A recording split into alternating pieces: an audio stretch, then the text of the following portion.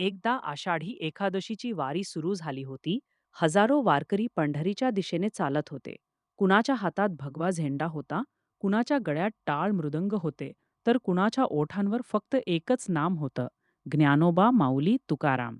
आणि प्रत्येकाच्या मनात एकच इच्छा होती, विठ्ठला तुझं दर्शन होऊ दे. याच वारीमध्ये गणू नावाचा एक साधा वारकरी चालत होता. गणू गरीब होता. अंगावर साधे कपडे, पायात जुनी चप्पल आणि डोक्यावर छोटीशी तुळशीची माळ. पण त्याच्या मनात विठ्ठलासाठी अपार श्रद्धा होती. गणू दरवर्षी वारीला जायचा. मात्र यावर्षी त्याची परिस्थिती फारच कठीण होती. घरी वृद्ध आई होती. घरात अन्नाचा साठा नव्हता. तरीही आईने त्याला सांगितलं होतं, बाळा तू पंढरीला जा.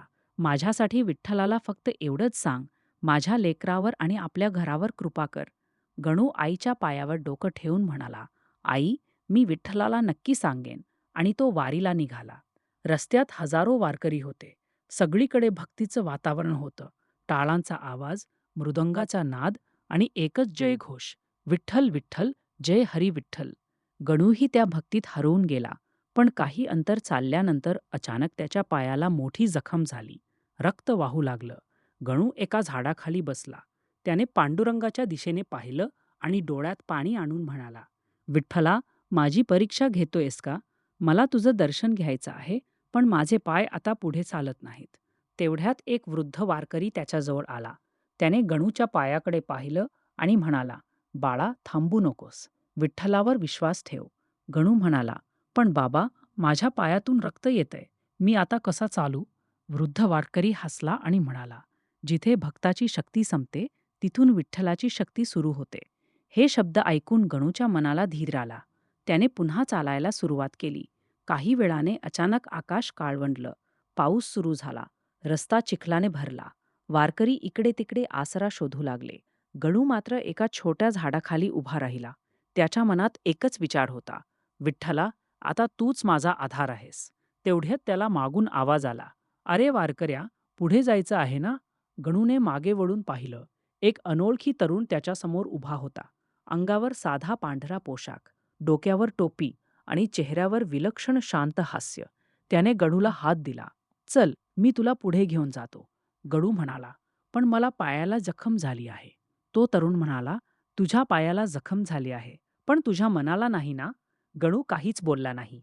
तो तरुण त्याला आधार देत पुढे चालू लागला. आश्चर्य म्हणजे काही अंतर चालल्यानंतर गणूला जाणवलं की त्याच्या पायातील वेदना हळूहळू कमी होत आहेत.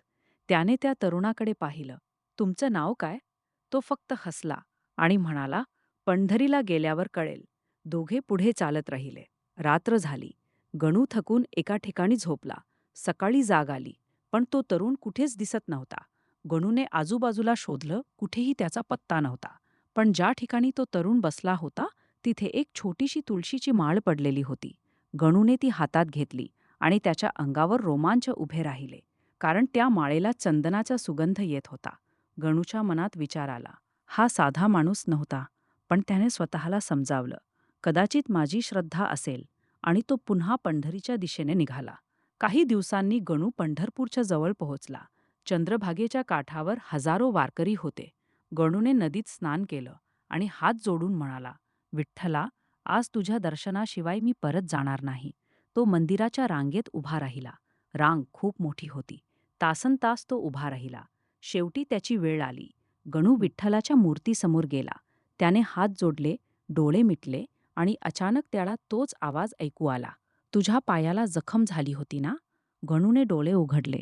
समोर विठ्ठलाची मूर्ती होती. पण गणूच्या डोळ्यांसमोर काही क्षणांसाठी तोच तरुण उभा असल्यासारखा भास झाला. गणूच्या डोळ्यातून अश्रू वाहू लागले.